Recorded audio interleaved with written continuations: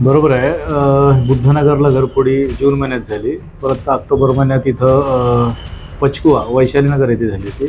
त्या अनुषंगाने डी पथक तपास करत होता आणि क्राईम ब्रँच पण करत होता. दरम्यान इथून घरफोडीच्या नंतर ते राजस्थानमध्ये परत घरफोडी सत्र सुरू केले. त्या तिथं पकडले गेले. त्याच्या अनुषंगाने क्राईम ब्रँचचे नागपूर शहर अभिजित पाटील सर यांनी जे कोऑर्डिनेट करून ते आम्हाला माहिती दिली की इथं जे घरफोडी करणारे आरोपी तिथं जेलमध्ये अरेस्ट आहेत, जोधपूर सिटीत पकडले गेले.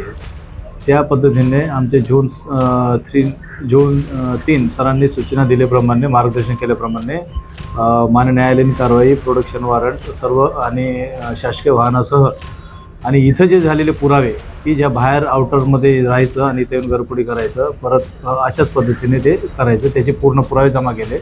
मान्य न्यायालयाकडून रीतसर कायदेशीर कारवाई केली. त्याच्यानंतर जोधपूर न्यायालयात जाऊन कारवाई करून घेतली. आरोपींना ताब्यात घेऊन विचारपूस केली असता इथं एक मोटरसायकल चोरी केली होती, ती पण ताब्यात घेतली, युनिकॉर्न. त्याच्यानंतर वैशालीनगरची घरफोडी जे काही चोरलेले आहे त्याच्यात मुद्देमाल सोबत आणखी काही 2 आरोपी फरार आहे. तसेच बुद्धनगरची घरफोडी ते कबुली दिलेली आहे. तिथलेही काही मुद्देमाल जप्त केलेले आहे. टोटल जवळपास 4,55,000चा मुद्देमाल जप्त करण्यात आलेले आहे. ही कारवाई माननीय रवींद्रकुमार सिंगल, माननीय पोलीस आयुक्त तसेच सर्व वरिष्ठ अधिकारी यांचे मार्गदर्शन तपास केलेला असून याच्यात आणखी काही बेलतरोडी, इमामबाडा आणि अंबाझरी इथले पण घरफोडी गेल्याचे, त्या घरफोडीच्या गुन्ह्यात फरार असल्याचे निष्पन्न झालेले आहे.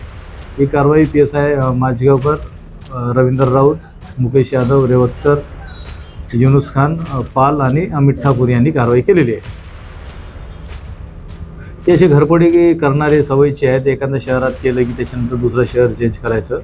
तसे घरफोडी हे यांचं रेकॉर्डच, तो गाव जो आहे यांचा मूळ गाव MP उमरेठी इथले पूर्ण घरफोडी चोऱ्या करणाऱ्याचीच टीम आहे. त्यांच्यापैकी हे आरोपी आपल्याकडे सापडलेले आहेत.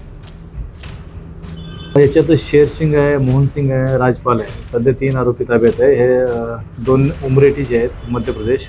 एक तो उमरेठीचा आहे, सध्या नंदुरबारला राहायला आला. असे 3 आरोपी आहेत. बरोबर आहे. नागपूरला वेगवेगळ्या ठिकाणी लॉजिंगमध्ये राहायचं, हॉटेलमध्ये राहायचं, कधी गुरुद्वारामध्ये थांबायचं, वेगवेगळे स्थानं चेंज करायचे, वेगवेगळे कारण दाखवायचे, त्याच्यानंतर असे थांबूनच घरफोडी करायचे.